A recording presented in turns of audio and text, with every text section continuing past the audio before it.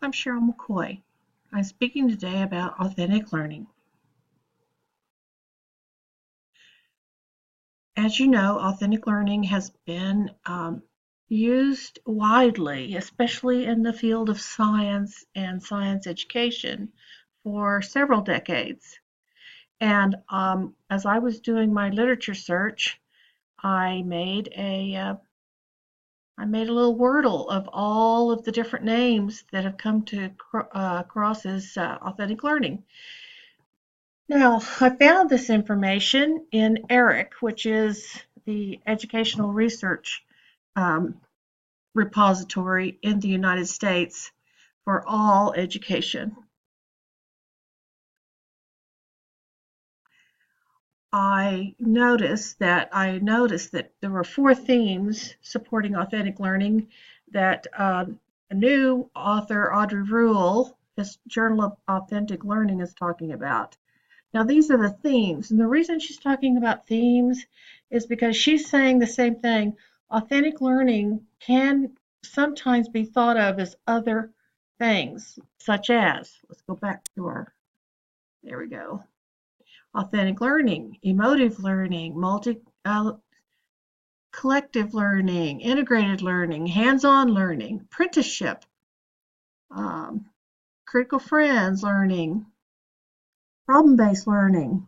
All of these can be authentic learning. So here are her 4 themes that she's talking about. An activity that involves real-world problems and mimics the work of professionals. The activity involves a presentation of findings to audiences beyond the classroom. Use of an open-end inquiry, thinking skills, and metacognition. And yes, metacognition is very important in this kind of endeavor. And I believe this is one reason why it's so popular in science education, plus the fact that science is lab-based. Students engage in discourse and social learning in a community of learners. Yes. For instance, in 4-H, when they belong to like the computer club, those people have access usually to professionals in the field. And also, they have a rocketry group in 4-H, and they definitely have professionals or serious hobbyists who help them develop rocket. And students direct their own learning in project work. Yes, that's a key component. And there is a scientist who's also an educator, and his name was Frank X. Sutton, and he was widely respected among educators. He taught in several universities. As we're talking about the 10 characteristics of authentic activities, you can see they have real-world relevance. They are ill-defined in the fact that students will be the ones who define the tasks from the ideas that have been gathered. They're complex, so they have to be done over time. They have to have resources. They have to examine the task. Authentic activities provide opportunities to collaborate. And that's not just collaborating with each other, but it's also collaborating with authorities or other people in professions that may be able to help them. Authentic activities provide the opportunity to reflect. What we're talking about here is metacognition. Authentic activities can be integrated and applied across different subject areas. Definitely. This is something that people do not really think about enough.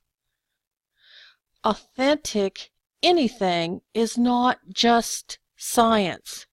It's not just English. It's not just math or art.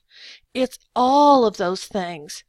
Just as life is full of all of those things. And in our Moodle, when we make presentations, we have to make some decisions. Some are mathematical, some are artistic. For instance, the PowerPoint things. So it's key to understand that this is an integrated process. Then assessment is part of the process too. When somebody decides on an activity, they need to set a plan. Well, they make a list for that plan, and that list can be used to access how well they do in the beginning. And then again, at the end, they can look back at the beginning list and see how that may have changed, stayed the same, did they omit something, did they add something to it. That's how we integrate with assessment. Create polished products valuable in their own right. Definitely. Authentic activities allow competing solution and diversity of outcome. Yes. And as I was looking through some ERIC research, I noticed some relevant topics that seemed to be fairly, I don't want to use the word popular per se, but they were leading in this type of research. One was to enhance a student's understanding of availability of choices for their future. And that was really important, I thought, because as they do these authentic assessments and authentic projects and have authentic learning, they are going to have an idea of more ways that they can do to enhance their future. Helping teachers and students learn and relearn in an ever-changing world. You bet. Remember, they always talk about that, we've got to teach for the future. Well, yes. But how do you teach for the future? You teach people how to learn and relearn so that they can take what they know, what they need to know, repackage it, and it should be an even better learning package. And that's also part of metacognition. Now, I thought this was interesting. Several of these people who are writing this are from Singapore, and they were talking about Karl Popper, and probably a lot of you know who he is. And then they were also talking about Vygotsky. I didn't see a whole lot of people talking about Jerome Bruner, but he would be a very important person to see. Also, another point, encouraging the use of curators and curation in the process. That's experts. When somebody works on inauthentic learning on some type of product or process, they are going to gather information. And we want to teach, especially our students, how to become curators. What are we going to do with this information? How are we going to maintain it? Where are we going to keep it? And the process, exactly. So they can have experts come in and talk to them about that. Or you can make sure that they have plenty of videos or other ways of learning about curating their own work. And I got 2 articles here. They were very, very good. History of Experience and Learning. I thought this one was good. This was from Rousseau, who John Dewey took a lot of information about making things, experiences in learning.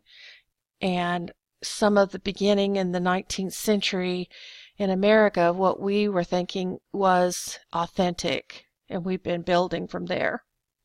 Sharing a Room with Emile. And Emile was a piece of writing of Rousseau's. Challenging the role of the educator in experiential learning theory. Now that we've discussed the basic important parts of authentic learning, I would like for us to look at our authentic learning opportunity. You want to try to be critical of information you find, and that Jan Harrington is one of the key experts before copying and pasting. And you see, these are guidelines. These are things that you need to think about because, for instance, you don't want your students to have trouble if they're not finding copyrighted information and if they're not citing it correctly. You know, there's all kinds of ways that you can do that. For instance, you can come here to citationmachine.net. Okay, that's a good place to go.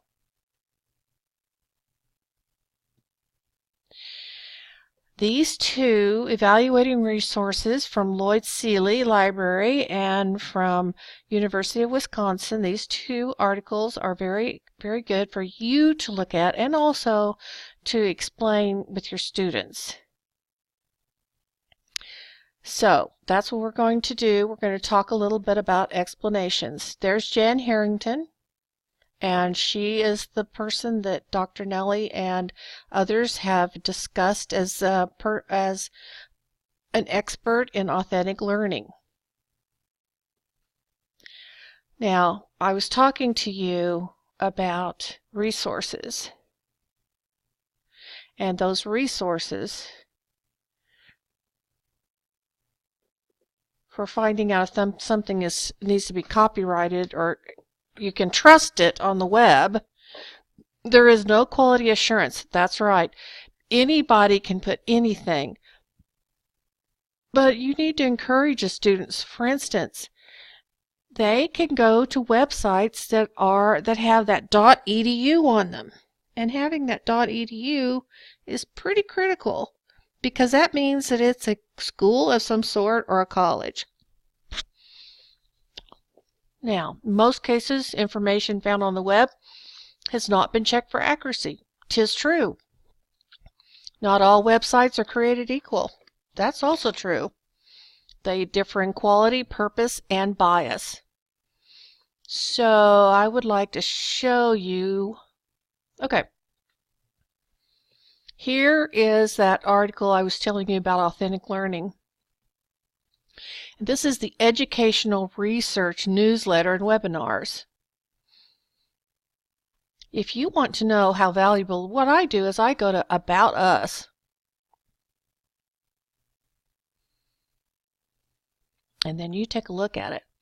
They've been working since 1988, reported the latest research published by the leading journals, producing webinars and other things to help teachers learn.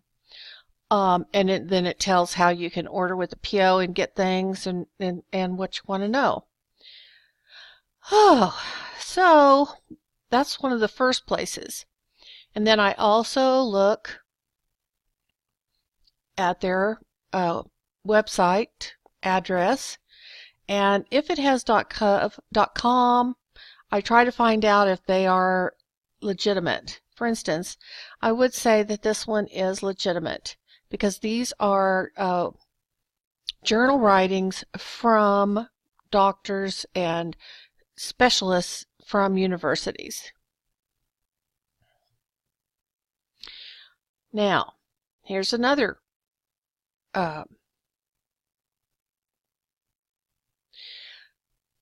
website. Science Quest, Using Discovery to Enhance Student Learning, is the book, and the website is laissez-probe.de. So once you know about the endings for other countries, then you will know what you need to teach your students or have little posters for them. What do each of these dot whatever on the end of them mean? Now these are images, but even though this is a website from the European Union, you can, if you know Frank Sutton's work, find this also in the United States. And again, I was telling you about Frank Sutton.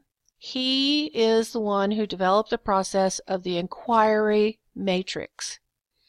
These two teachers, educators, worked with him to develop and do some action research and other research on the topic. And this one says, this little cartoon is kind of cute. It says, how do you expect me to learn anything when you're the one who keeps answering all the questions? Exactly. That's why we want things to be more authentic. So Dr. Sutton put this out probably in the early 90s, maybe the late 80s. His about inquiry and discovery learning, which of course is authentic learning, importance of hands-on activities, all kinds of information. And then he goes into the information about understanding levels of responsibility, the instructional matrix. And then they started talking about trying to get people to do more significant things in their classroom with their teaching, structuring their lessons to meet the potential. And then it gives some actual examples using the instructional matrix. So if you're interested in trying to do things that are more authentic, and you can't beat anyone better than him. Dr. Sutton, was such, I don't know how to explain this. I would say he's probably America's Vygotsky, you know. Everybody loved him, and everybody was so proud of his work, and they were so proud when he reviewed their work. But he did projects. So he was actually out there working. The significance of that is that all his work is distributed out among other people's work. And it's in articles for the National Science Teacher Association, articles and projects for the National Science Foundation. So that's a bad, I don't know, not really bad, but that's a problematical thing, because everybody thinks that if you're not published all by yourself or write a book, that you're not important. Well, Frank Sutton is important, and the work that he did was important. And I follow that, and I work on that to try to do my little part to see if I can't do some follow-up research in his using his inquiry matrix. Here's the findings. Lab experience in science education inherently involves a wide range of possible activities, further delineated by the educational level. That means how old the kids are, people are, lab experiences. You know, if you've got a bunch of 8th graders and you go in and you start trying to put them in the lab, and they've never even been in the lab because everybody's been teaching them out of a book, then it's going to be very difficult. You need to take it slow, do some guided lab lessons, and then add a little bit more inquiry as you go along, and then over time they'll be wanting to pick this up. The inquiry matrix grid elucidates 5 segments of the inquiry-oriented lab lesson. Proposes a problem or issue to be explored, addresses or plans procedures to be used, explores or carries out procedures, supplies answers or conclusions. Depending on who does that, the teacher on down to the student, that tells you how much true inquiry or how authentic your lessons are. He also used what they call the MRSTBI. It's a science teacher inventory thing that they fill out before and after they teach a lesson, so they can tell what they've done. But it became very complicated, and that's why he developed the instructional matrix. These are the people who did the research. So if you're interested in really putting together some inquiry-based learning, read about his work. This is a nice little book. It's not necessarily upper level. It's 7 to 12, but it does tell you some things about organizing and making sure that you have authentic or inquiry-based learning. You see, when I was growing up, that's what they called it. They called authentic learning inquiry-based learning. I have this book. It's really cool. You would enjoy it too. Okay, I've done that one. Now, this is an article about Frank Sutton that I got from Eric. When you look things up on Eric, you'll get this old-timey dot matrix print out of the resume. Talks about the modified revised science teachers behavior inventory that we were just talking about, that I just mentioned. The MR-STBI was used in earlier studies and emphasized instruction. This analysis shows changes in teacher strategies that occurred as a result of that. So he was important in those things too. Evaluating the use of the inquiry matrix. So this is another important research information that would be helpful to you. You don't have to be a science teacher to gain stuff from Frank Sutton. He's very easy to read, and he keeps things simple. Now, when I went to begin to look for different things, first I looked up Jan Harrington, and I found her explaining her rubrics, her authentic assessment pieces. And all the time I was like, I need to be talking about other like project-oriented things, activities that do have total inquiry lessons in them. And some of those are, for instance, JSON Learning Project. The JSON project is very important, and nobody understands more about how kids love to learn than a guy that came from the prairie and discovered the Titanic after he created, with his teams of other scientists, created the little bitty submarines that go down and find things. First they were unmanned, and then they were manned. And then they did all kinds of other research. So I went and I looked at a whole bunch of stuff, and then I put it in my history, and so now it's all in my history about scientific literacy, and that is my research thing. There's Dr. Ballard. He's a Navy man. All right, I love this.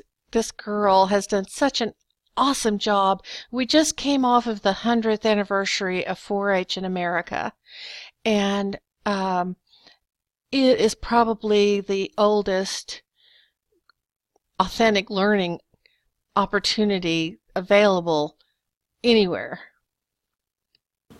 Hi, my name is Ellie Vandergriff, and I'm a member of the Lucky Clovers 4-H Club in Montgomery County, Maryland. I've been in 4-H for 13 years, and I get questions all the time from non-4-Hers asking, what is 4-H, or what do you guys even do?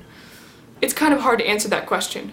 4-H is so complex. There are so many different activities, so many different programs, so many different project areas. I traveled all over Montgomery County, attending 4-H events like the Fashion Review or Animal Weighing Day at the fairgrounds. I got some great footage, and I edited it into a video that the 4-H office can show at so many different events to show non-4-Hers what it is that makes 4-H so awesome. I hope that people can use my video for years and years to come, and I hope you enjoy it too. You know what's really cool about her video? She's been in 4-H for 13 years. And every year she would give some kind of presentation or some kind of authentic project. Maybe it was with animals, maybe it was with computers, maybe it was reading, all kinds of things. And over time, we're still talking about a girl that's not even out of college yet. And some of them still stay in 4-H at that time, or they work as interns for their 4-H club. So she is an excellent speaker. And where did she get that? Yes, 4-H.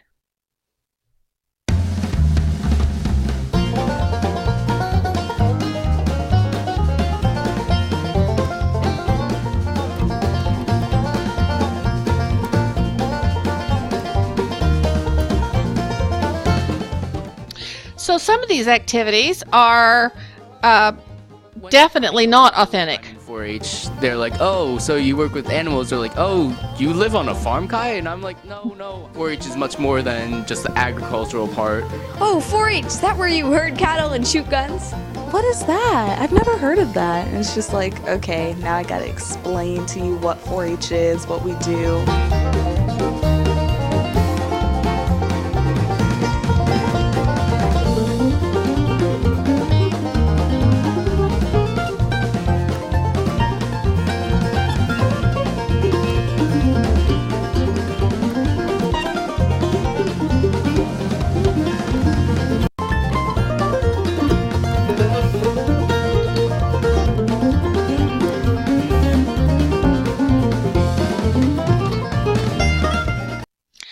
So I know what 4-H is all about, but you don't know what 4-H is all about. And if you want to have authentic lessons, this is a great opportunity. Go find these YouTubes that I have here.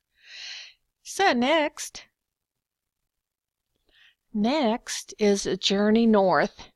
And there is a chance that many of you from other countries do know what Journey North is, because they have some, I would say, probably the most awesome authentic piece of learning in something called the Mystery Classroom.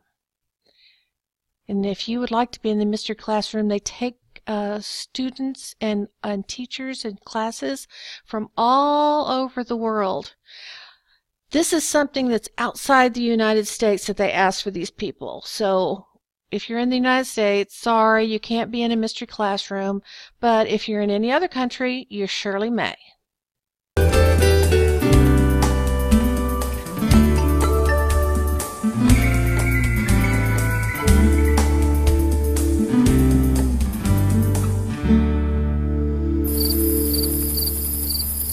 Seasonal change is all around us. Children see it in the length of a day, in the appearance of a flower, in the flight of a butterfly. Journey North is a free internet-based program that provides activities exploring the interrelated aspects of seasonal change. Wow, look at big. Students follow the migrations of animals, observing, researching, and reporting their findings. They explore plant growth in their own gardens, running an experiment that tracks the arrival of spring. And they study seasonal change in sunlight, in a global game of hide-and-seek called Mystery Class. Through these interrelated Yes, and these experiences have molded many kids and helped them enjoy science and nature. The basics of Journey North is based on the science of phenology. And that's why they talked about the seasons and the sunlight and the daytime, which is a really practical thing for kids to learn about. The SiriusXM free listening event is on right now. 100 amazing channels, including the Beatles channel.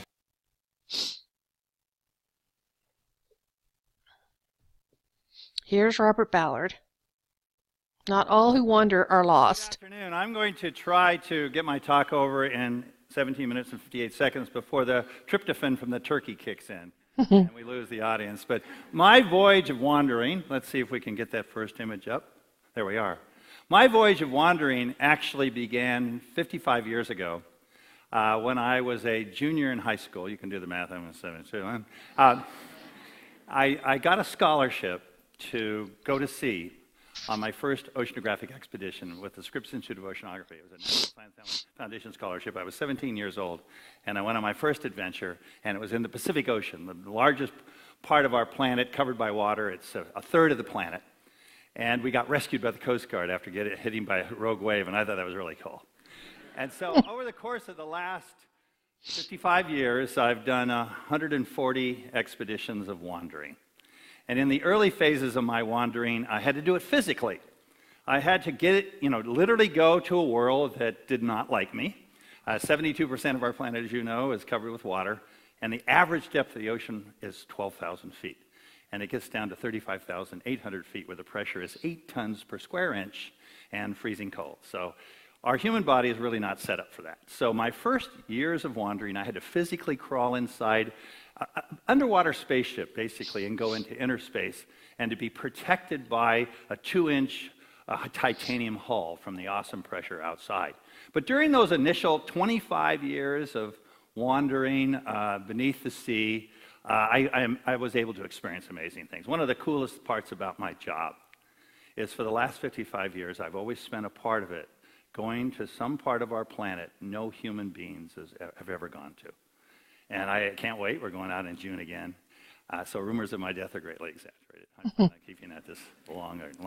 But imagine being able to go where no one has gone before on planet Earth and then make amazing discoveries. And my early work was actually in natural history. My doctorate is in geology and geophysics. And so I studied the Earth as a complete system. I think of the Earth as... And studying the Earth as a complete system is something that he has guided along with other researchers to help teachers teach children in a way that's authentically based. Now, do remember, he is the one who created the Alvin and the other submarines, small submarines that were manned and unmanned, that discovered, and he has discovered the Titanic. He is not the one who went and robbed it, but he is the one who first discovered it.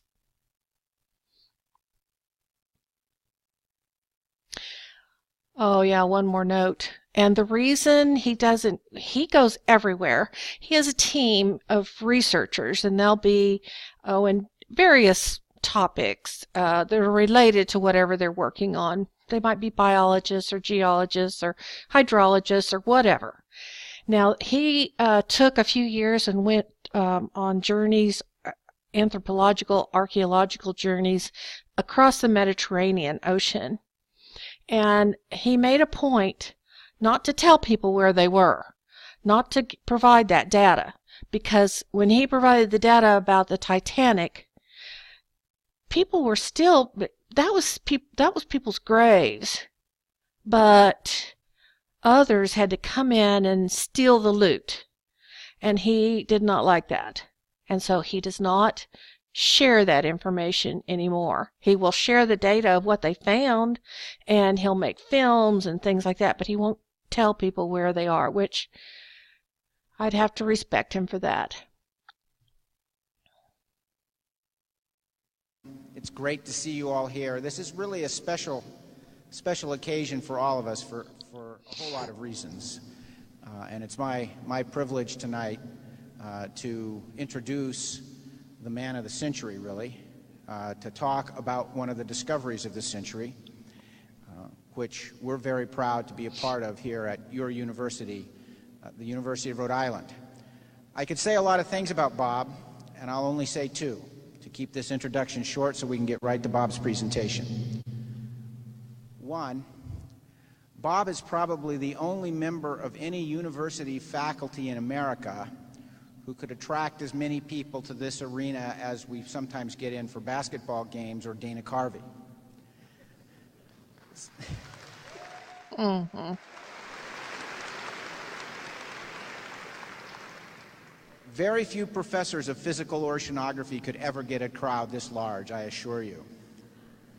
The second thing is Bob, as you all know, has an incredible legacy of exploration, discovery, and world-leading science as part of his contributions. But I believe that one of his greatest contributions to science, one of his greatest contributions to the future of our country, one of the greatest contributions to the University of Rhode Island has been his legacy in terms of the thousands, literally thousands of young people all over the world who have been excited and energized and become passionate about the exploration of our planet, about discovery, and about science as a result of Bob's work and his tireless effort.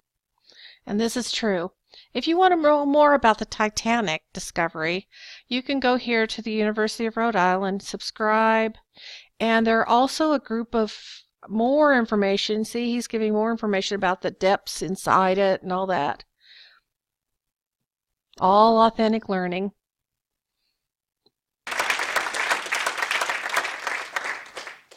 Scientific literacy. In a recent survey that was studying scientific literacy, American adults were asked, did they know if the Earth revolved around the sun? And 25% of them did not know that. 40% believed that dinosaurs and humans lived at the same time. And 50% don't know that antibiotics are not effective for viruses.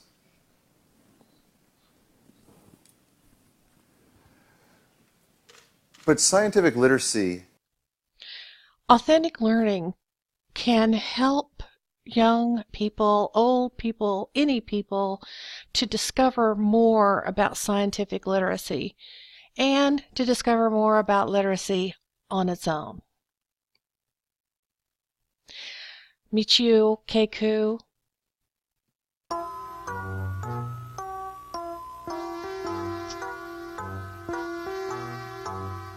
That's right. It's basketball. Yeah, right. Okay, yeah. Baseball. Yeah, right. Why can't he find a nice Japanese girl? Yes. Why does he have to build these gigantic machines in the garage? Yes, right. But you had this. We could talk some about the human condition, but also from particularly looking at some of the energy requirements, the energy realities, and ecological realities. But your own background, you took a degree at Harvard and so forth. Maybe just fill us in a little on your own background, if you would, please. Well, my parents during World War II were incarcerated and put in concentration camps. I'm terribly sorry. But in 1946, when my parents were let out of the concentration camps, the children of the Japanese Americans had very little educational opportunity. However, I was always fascinated with the atomic bomb. I was always fascinated with nuclear energy. And in fact, when I was in high school, I was so enamored of this new technology that I built an atom smasher in my mom's garage. I assembled 300 pounds of transformer steel, got 22 miles of copper wire, and I assembled a 6 kilowatt, 20 kilogauss magnetic field, 2.3 million electron volt Betatron in my mom's garage. Gee whiz. And every time I plugged in the Betatron into the garage, it soaked up the entire output of the house. I would blow out all the circuit breakers in the house, all the lights would dim, and then my mother would just shake her head and what say are we going to do herself, with Miss You? she'd say, what are we going to do? Why couldn't I have a boy who plays basketball? Yeah, right, okay, yeah. Baseball. Yeah, right. Why can't he find a nice... And this is the epitome of authentic learning. How Michio made what he thought was interesting or cool on his own in his garage. And we know of a lot of other people who did the same things and went on to become entrepreneurs. Well, he went on to become a famous scientist. Now, as I was going along, I found this really cool video. It's called Creating Authentic Learning with Moodle. And I remembered watching this. Dr. Nellie It's from the and okay, you can Dr. Smirnova. I will find it soon, and I will post in the chat. So if you want to read some more about creating authentic learning with Moodle, do that. This is a wonderful opportunity. If you haven't subscribed to Dr. Nellie's YouTube channel, do that. You'll enjoy it.